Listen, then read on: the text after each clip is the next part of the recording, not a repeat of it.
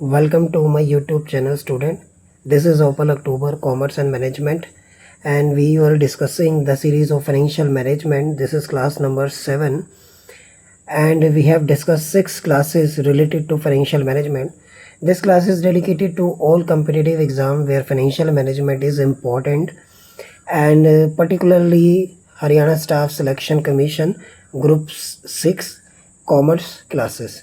तो आज इस क्लास के अंदर हम लोग बेसिक कॉन्सेप्ट्स जो फाइनेंशियल मैनेजमेंट से रिलेटेड हैं फर्दर उसको डिस्कस करने वाले हैं, और ये टर्म्स आपके पास एग्ज़ाम में डायरेक्ट भी पूछी जाती हैं, उनके बीच के डिफरेंसेस मैं आपको क्लियर करूँगा।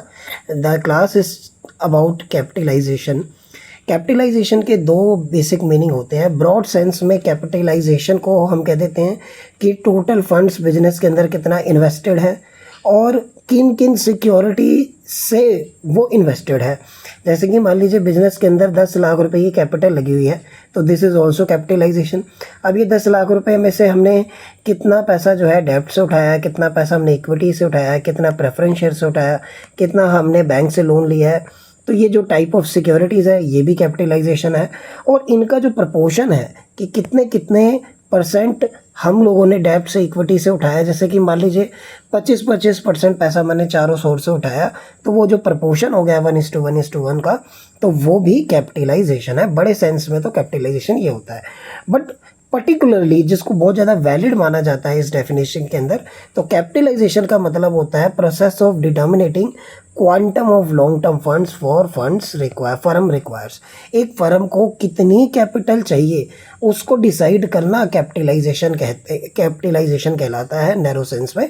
यानी process of determining the quantum मतलब कि क्वांटिटी, कितनी क्वांटिटी में हमें लॉन्ग टर्म फंड्स चाहिए बिजनेस के लिए, चाहे उसकी ग्रोथ के लिए, चाहे उसके आप ये कह सकते हो कि स्टार्टिंग के लिए सीड कैपिटल की फॉर्म में या उसके एक्सपेंशन की फॉर्म में। तो जितना टोटल कैपिटल चाहिए उस प्रोसेस को डिसाइड करना कैपिटलाइजेशन कहते हैं। This is exact meaning of capitalization, और इसी को हम मॉडर्न कंसेप्ट भी कहते हैं।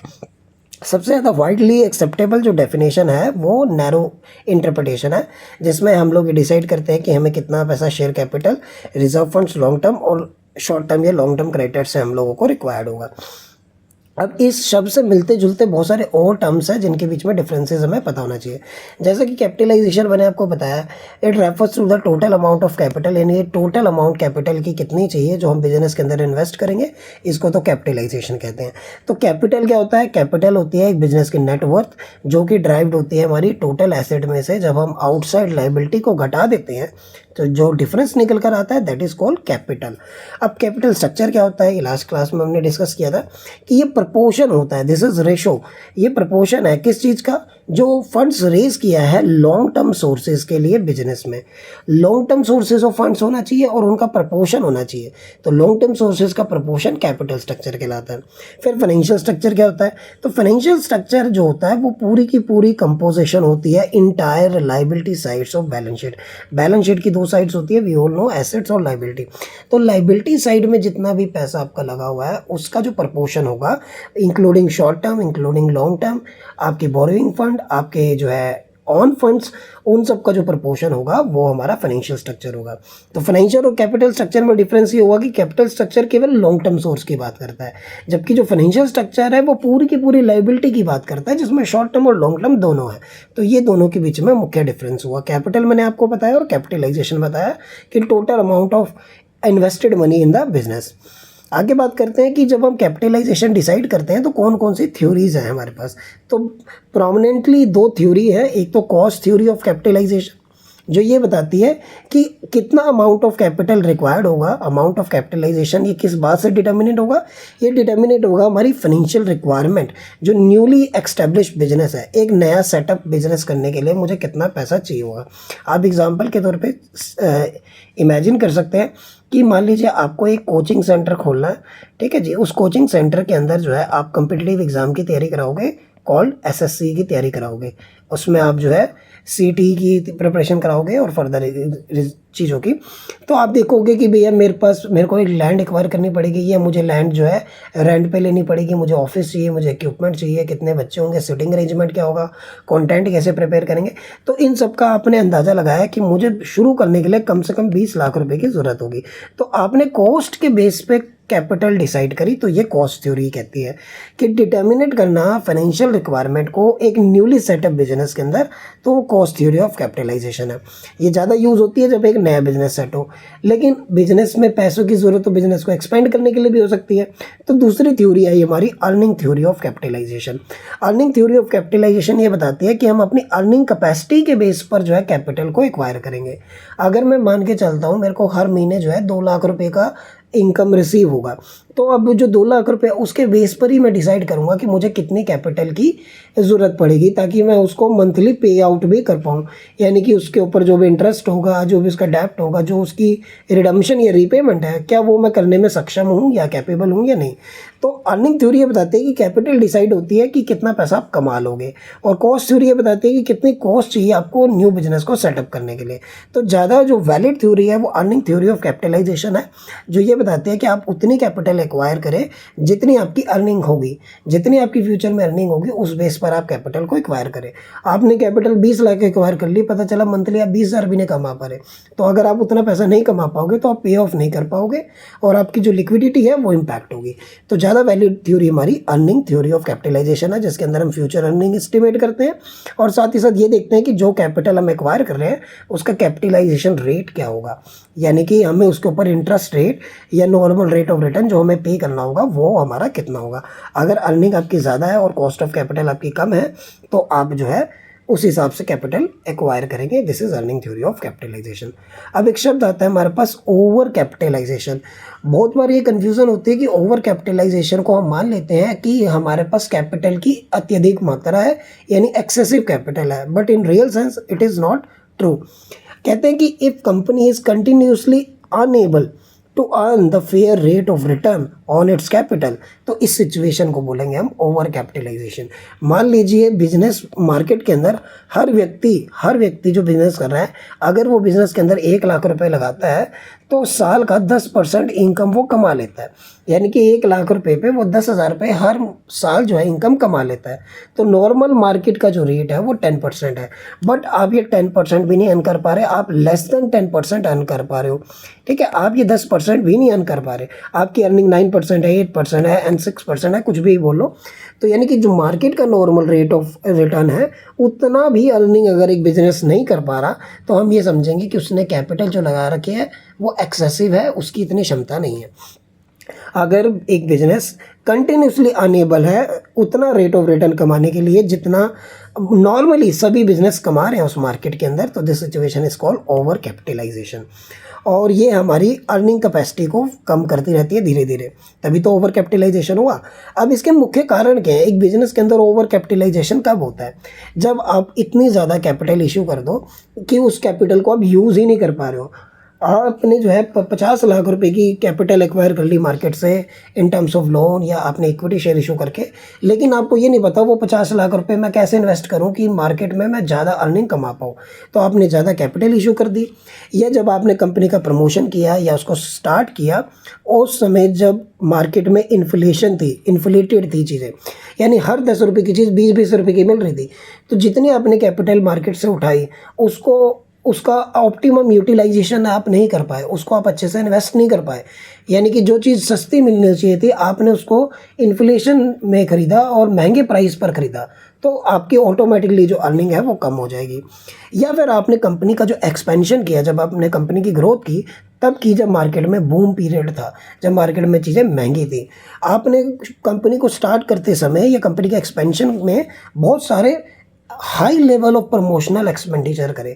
प्रमोशनल एक्सपेंडिचर वो एक्सपेंडिचर होते हैं जब हम कंपनी को स्टार्ट करते हैं, स्टार्ट करने के लिए जो जितने भी खर्चे किए जाते हैं, जैसे कॉन्ट्रैक्ट्स बनाना, कंपनी को रजिस्टर्ड करना, कब बिज़नेस को सेटअप करना, ठीक है, जो भी बिज़नेस स्टार्ट करने के लिए एसेट्स रिक्वायर है वो आपने खरीदी, आपने मेमोरेंडम छपवाया, आपने आर्टिकल छपवाया, आपने प्रोस्पेक्टस इशू करे, तो ये जितना भी आपने खर्चा किया, share issue expenditure and all this things, this is called your promotional expenditure, और ये आपने बहुत ज़्यादा मात्रा में कर दिए और आपकी अर्निंग उस हिसाब से हुई नहीं।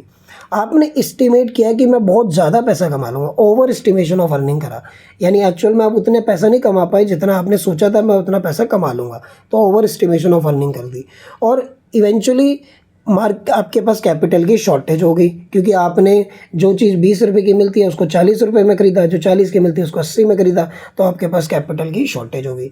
और आपने जो डेप्रिसिएशन है वो सही नहीं लगाया, इनएडिक्वेट डेप्रिसिएशन लगाया। मान लीजिए एक एसेट्स के ऊपर आपको 10% डेप्रिसिएशन लगाना था लेकिन आपने 5% ही लगाया, तो इस कारण भी आप जो है ओवर कैपिटलाइजेशन का शिकार हो सकते हो। आपने खुलकर डिविडेंड बांटा है शुरू में शेयर होल्डर्स को, यानी जितनी अर्निंग है आपने अर्निंग के हिसाब से आपने रिटेन कम किया पैसा और पे आउट ज़्यादा किया, आपने बहुत ज़्यादा डिविडेंड डिस्ट्रीब्यूट कर दिया।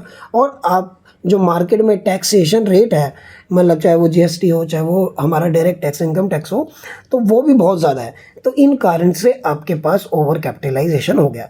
अब पेपर में एक सीधा क्वेश्चन तो हो सकता है कि ओवर कैपिटलाइजेशन क्या हो सकता है, और दूसरा क्वेश्चन आपको 4 कारण बता देगा, आप बताएगा कि इनमें से कौन सा जो कारण है वो ओवर कैपिटलाइजेशन में नहीं होता, ओवर कैपिटलाइजेशन के इनमें से कौन सा कारण है, तो ऐसे क्वेश्चन ये फ्रेम होगा। अब इसी का ऑपोजिट हो गया हमारा अंडर कैपिटलाइजेशन। अब अंडर कैपिटलाइजेशन का भी ये मतलब नहीं है कि आपके पास कैपिटल की शॉर्टेज है। अंडर कैपिटलाइजेशन का मतलब क्या हुआ, a corporate must be undercapitalise where the rate of profits it is making in total capital is exceptionally high, यानी कि मार्केट में हर व्यक्ति 10 रुपये कमा रहा है लेकिन आप अपनी पोटेंशियल और एफिशिएंसी के कारण 15 रुपये कमा पा रहे हैं। ओवर कैपिटलाइजेशन में क्या था कि नॉर्मल रेट ऑफ रिटर्न 10% है लेकिन आप 8% कमा रहे थे, और अंडर कैपिटलाइजेशन क्या है कि नॉर्मल रेट ऑफ रिटर्न 10% है और आप 12% कमा रहे हो। तो ये ऐसा कब होगा, जब आप जो है बाकी एफिशिएंसी बहुत ज़्यादा है, मतलब सेम जो इंडस्ट्रीज़ हैं वो इतना पैसा नहीं कमा पा रही और आप बहुत ज़्यादा पैसा कमा पा रहे हैं। और अंडर कैपिटलाइज क्यों कह रहा हूँ, क्यों आप और पैसा भी इन्वेस्ट करते हैं तो और ज़्यादा रिटर्न होता है लेकिन उतना पैसा अवेलेबल आपके पास नहीं है, यानी एक्सेप्शनली हाई जब आपकी एफिशिएंसी होती है तो आप मार्केट से ज़्यादा रिटर्न कमा रहे हो। Under capitalization is a situation of affair when a capital or a resources of company are being utilized more efficiently, बहुत ज़्यादा efficiently यूज़ होने पर अंडर कैपिटलाइजेशन होता है। अब इसके दो मतलब हो कि अंडर कैपिटलाइजेशन तो कम्प्लीटली अच्छी सिचुएशन नहीं है, ओवर कैपिटलाइजेशन कंपैरेटिवली अच्छी है, पर ये भी सही सिचुएशन नहीं है। क्यों सही सिचुएशन नहीं है उसके मैं आपको कारण बताता हूँ। किन कारण से अंडर कैपिटलाइजेशन होता है, जब आप कैपिटल की रिक्वायरमेंट को कम आंकते हो। मान लीजिए आपको बिजनेस में 20 लाख रुपए चाहिए थे लेकिन आपने 10 लाख रुपए लगाए, 10 लाख रुपए से आपने 20% इनकम कमा ली, जबकि मार्केट में कोई नहीं कमा पा रहा। लेकिन अगर आप सही कैपिटल एस्टिमेशन करते, मान लीजिए आप 20 लाख रुपए इन्वेस्ट करते तो आप और ज़्यादा अर्निंग कमा पाते, यानी जितना आप कमा पा सकते थे उतनी आप इनकम नहीं कमा पाए क्योंकि आपने कैपिटल की रिक्वायरमेंट को कम आका, कम मेजर किया। अंडर एस्टिमेशन ऑफ अर्निंग, आपने अर्निंग का अंदाज़ा सही नहीं लगाया, आपने सोचा मैं 10,000 कमा लूँगा लेकिन मार्केट की कैपेबिलिटी थी आपको 20,000 रुपये देने की, तो आपने अर्निंग का एस्टिमेशन सही नहीं किया। आपने जब अपनी कंपनी का प्रमोशन किया तो वो आपने डिफ्लेशन में किया जब चीज़ें बहुत ज़्यादा सस्ती थी, हालांकि इसका आपको फ़ायदा हुआ लेकिन उतना नहीं हुआ जितना हो सकता था अगर आप ज़्यादा कैपिटल लगाते। आपने शुरू में डिविडेंड बहुत कम कम बांटा है लोगों को, यानी कि बाकी कंपनियां अच्छा डिविडेंड दे रही थी लेकिन आपने उतना डिविडेंड नहीं दिया, तो जो डिविडेंड आपने नहीं दिया, जो पैसे बचे उस पैसे को यूज़ करके आपने मार्केट में लगा लिया और आपकी जो एफिशिएंसी है, आपकी जो एफिशिएंसी थी वो काफ़ी हाई थी। तो दिस इज़ द रीज़न जिसके कारण जो है अंडर कैपिटलाइजेशन होता है। तो दोनों के नेगेटिव प्रभाव पड़ते हैं, ना तो अंडर कैपिटलाइजेशन अच्छा है ना ओवर कैपिटलाइजेशन अच्छा है, लेकिन कभी पेपर में पूछ ले कि दोनों में से फिर भी कौन सा है, तो अंडर कैपिटलाइजेशन कंपैरेटिवली अच्छा है। तो दोनों के नेगेटिव इम्पैक्ट क्या हुए, अंडर कैपिटलाइजेशन क्या हुआ, company earn very high profits compare to capital, वो मतलब बाकी कैपिटल के कंपेयर में ज़्यादा अच्छा प्रॉफिट कमा पा रही है, यहाँ कैपिटल के कंपेयर में अच्छा प्रॉफिट नहीं कमा पा रही। शेयर प्राइस बहुत ज़्यादा एक्सेप्शनली अबनॉर्मली स्पेकुलेशन होगा क्योंकि शेयर का प्राइस बहुत जल्दी बढ़ रहा है, तो इन बढ़ने के कारण जो है मार्केट में स्पेकुलेशन एक्टिविटी बहुत ज़्यादा बढ़ जाएंगी और यहाँ पे आपका मार्केट में शेयर प्राइस जो है कम हो रहा है, जिससे कॉन्फिडेंस ऑफ इन्वेस्टर भी इफेक्ट हो रहा है। कंज्यूमर में फेस हायर प्राइस, अब कंज्यूमर को लगेगा कंपनी बहुत ज़्यादा प्रॉफिट कमा रही है, क्यों, क्योंकि ये हमसे प्रोडक्ट का ज़्यादा पैसा चार्ज कर रही है, तो कस्टमर का जो आपकी कंपनी के प्रति कॉन्फिडेंस है कहीं ना कहीं वो इम्पैक्ट हो सकता है। कंपनी में reduce quality of cut cost. अब जब आप रिटर्न नहीं कमा पा रहे तो आप क्या करोगे, अपनी कॉस्ट को कम करोगे, और जब आप अपनी कॉस्ट कम करोगे अंडर ओवर कैपिटलाइजेशन में, तो आपकी क्वालिटी रिड्यूस हो जाएगी। यहाँ कस्टमर को लगेगा आप बहुत ज़्यादा प्रीमियम प्राइस चार्ज कर रहे हो अंडर कैपिटलाइजेशन के अंदर, ठीक है, जबकि ओवर कैपिटलाइजेशन में आपको मार्केट में सस्टेन करने के लिए क्वालिटी कॉम्प्रोमाइज़ करनी पड़ेगी। अंडर कैपिटलाइजेशन में कंपनी के एम्प्लॉय कहेंगे भाई कंपनी तो बहुत ज़्यादा प्रॉफिट कमा रही है, हमारी सैलरी बढ़नी चाहिए, तो एक अनरेस्ट पैदा होगा, ठीक है जी। इंडस्ट्रियल डिस्प्यूट क्रिएट होंगे, वर्कर यूनियन जो है डिमांड करेगी सैलरी इंक्रीज करने की, या एम्प्लॉय को सैलरी भी नहीं मिल पाएगी टाइम से। गवर्नमेंट में impose higher tax to strict compliance. अब एक कंपनी बहुत ज़्यादा प्रॉफिट कमा रही है तो गवर्नमेंट की उसके ऊपर पैनी नज़र रहेगी कि भाई हाँ ये कोई गलत काम तो नहीं कर रही, ये कोई सोरोस फंडिंग्स तो नहीं क्रिएट कर रही, ये कोई मतलब देश के की इंटीग्रिटी सोवनिटी के लिए नुकसानदायक तो नहीं है। यहाँ क्या होगा, कंपनी में इन्वेस्टिगेट कि कोई फाइनेंशियल फ्रॉड तो नहीं हो रही कि कंपनी इतना पैसा नहीं कमा पा रही जितना सभी कमा पा रहे हैं, और यहाँ कंपनी कोई ऐसा फ्रॉड तो नहीं कर रही कि कंपनी बहुत ज़्यादा पैसा कमा रही है, इतना तो कोई भी नहीं कमा पा रहा, तो दोनों सिचुएशन क्रिटिकल होगी। कंपनी में भी criticise for earning excessive profit, इसके कारण बिजनेस रेपुटेशन डैमेज हो सकती है, और या तो कंपनी की गुडविल ही डैमेज होगी क्योंकि कंपनी अर्न ही नहीं कर पा रही। यहाँ आप नए कंपटीटर को अट्रैक्ट करोगे, यहाँ आप कंपटीशन से ही बाहर हो जाओगे। Difficult to maintain unusual high earning in future. Unusual earnings आपको मेंटेन करना प्रॉब्लम हो जाएगा। आज तो आपने जो है मार्केट के कंपेयर में ज़्यादा अच्छा पैसा कमा लिया, तो अब सभी जो स्टेक होल्डर ऑफ बिजनेस है उनकी आपसे एक उम्मीद बन जाएगी कि आप आगे भी इतना पैसा कमाते रहोगे, लेकिन आपको भी पता है कि हमेशा आप एक्सेप्शनली हाई इनकम नहीं कमा पाओगे, तो फ्यूचर में कहीं ना कहीं डिस्प्यूट क्रिएट होंगे। यहाँ तो आप कंपनी का एक्सपेंशन ही नहीं कर पाओगे। यहाँ रिस्क है अनस्टेबिलिटी ऑफ फ्यूचर। अब जैसे कि अभी तो आपके प्रॉफिट बहुत ज़्यादा है, एकदम से प्रॉफिट कम हो गए फिर क्या करोगे, और यहाँ तो आपकी वित्तीय स्थिति जो है खराब ही होती चली जा रही है। Very high dividend may be become difficult to continue. शुरू में आपने डिविडेंड अच्छा दे दिया, लेकिन अब आपको डिविडेंड देने में प्रॉब्लम आएगी, और या तो लो और इरेगुलर डिविडेंड से आपकी जो अर्निंग पर शेयर है, डिविडेंड पर शेयर है, और जो मार्केट वैल्यू ऑफ शेयर है वो भी कम हो जाएगी। यहाँ क्या होगा, मे इम्प्रूव बोरोविंग इनिशियली तो बोरोविंग आपकी जो अच्छी होगी, बट क्रिएट प्रेशर लेटर। आपको फ्यूचर में आपको प्रेशर क्रिएट होगा जब आपकी उतनी इनकम नहीं होगी कि आप इंटरेस्ट भी चुका पाओ। यहाँ पे आपकी क्रेडिट वर्थनेस ही खराब हो जाएगा, आपका जो सिबिल स्कोर है वही डिक्लाइन हो जाएगा क्योंकि आप उतना अर्न ही नहीं कर पा रहे। तो कुल मिला के आपको दोनों में पता चला कि अंडर कैपिटलाइजेशन भी कितना प्रॉब्लमेटिक हो सकता है और ओवर कैपिटलाइजेशन भी हो सकता है। पर अंडर कैपिटलाइजेशन ओवर कैपिटलाइजेशन के कंपेयर में कहीं ना कहीं बेटर है, पर होना दोनों ही नहीं चाहिए। होना चाहिए ऑप्टिमम कैपिटलाइजेशन, यानी कि बाजार के साथ सिंक करके, मार्केट के साथ सिंक करके आपकी कैपिटल होनी चाहिए। अब छोटी सी टर्म और आपसे पेपर में पूछी जाती है, what is water capital. Water capital का मतलब क्या होता है कि जैसे एक बैलून है, जब उसके अंदर हवा नहीं भरी होती तो वो बिल्कुल छोटा सा उंगली बराबर दिखता है, और जब हम उसमें हवा भर देते हैं तो एक बबूने के बराबर बढ़ जाता है, यानी कुकर जैसा बन जाता है, पूरा का पूरा प्रेशर कुकर जैसा, या फिर एक आप बोल सकते हो एक बड़े बर्तन जैसा। तो वाटर कैपिटल का यहाँ मतलब क्या हुआ कि आपके बिजनेस में जो आपने एसेट्स खरीद रखे हैं, ठीक है, वो जिन जिन प्राइजेस पर दिखा रखी है आपने, अगर मैं आज उसको बेचना स्टार्ट करूं तो उनकी रियलाइजेबल वैल्यू उतनी नहीं है, यानी कि जो वैल्यू ऑफ एसेट्स है वो बहुत ज़्यादा इन्फ्लेटेड है, वो बहुत ज़्यादा बड़े प्राइस पर दिख रही है, जबकि उसकी इतनी वैल्यू है नहीं। आपने कोई लैंड एक्वायर करी, आपने कोई बिल्डिंग खरीदी, बिल्डिंग की वैल्यू आपने 20 लाख रुपए दिखा रखी है बैलेंस शीट में, लेकिन अगर उस बिल्डिंग को बाजार में बेचने जाओ तो कोई उसके 5 लाख रुपए भी नहीं देगा। तो मैं कहना चाह रहा हूँ कि एसेट्स तो आपने बुक वैल्यू तो आपने दिखा दी उसकी 20 लाख, लेकिन उसकी जो मार्केट वैल्यू है, उसकी जो रियलाइजेबल वैल्यू है वो उसकी 5 लाख है। तो आपकी जो एसेट्स है वो 15 लाख से वाटर्ड नज़र आ रही है, भरी हुई बड़ी हुई नज़र आ रही है, फूली हुई नज़र आ रही है, जबकि वो उतनी है नहीं। तो it means the realisable value of asset of a company is less than their book value. Book value से बहुत कम है उसकी बाजारी कीमत। तो ये कुछ छोटे छोटे टर्म थे जिनके बीच में मुझे आपको डिफरेंस क्लियर करना था, और ये डिफरेंस आपसे जो है एग्ज़ाम में किसी भी तरीके से पूछे जाते हैं।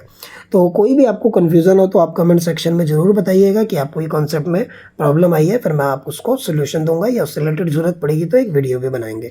Thank you for watching this series, और इतना सपोर्ट देने के लिए बहुत बहुत धन्यवाद। मिलते हैं नेक्स्ट वीडियो में।